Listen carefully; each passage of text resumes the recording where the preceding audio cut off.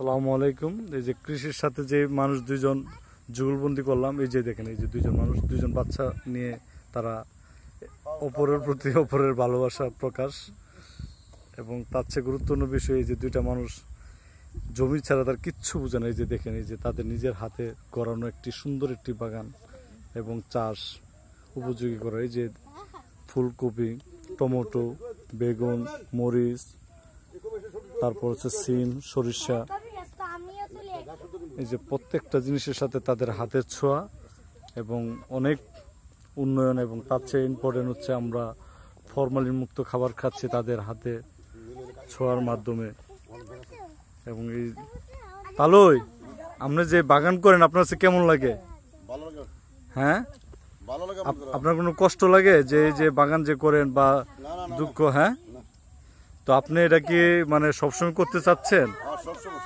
হ্যাঁ, সবসময় না? আচ্ছা, এমনি কি লস হয় আপনার মাঝে মাঝে মানে করতে যায়?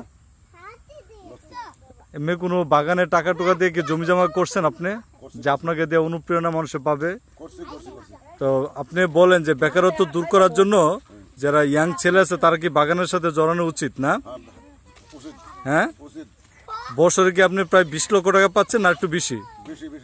বেশি পাচ্ছেন। আচ্ছা গাইছে, যে যারা বেকার ছেলে মেয়ে আছেন তারা আপনারা যদি পড়াশোনার পাশাপাশি এরকম যদি বাগানের সাথে সম্পর্ক হন, এই যে দেখছেন এই যে নিজের হাতে করানো বাগান, প্রত্যেক বছরে 20 লক্ষ টাকার উপরে সঞ্চয় করতেছেন এই ভদ্রলোক।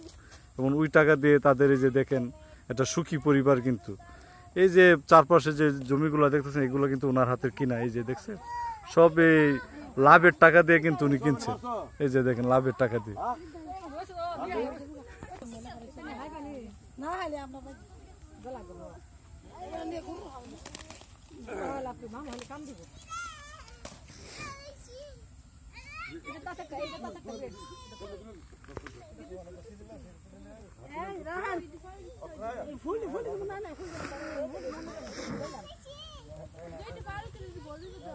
তুলে দাঁড়াইতেছে না।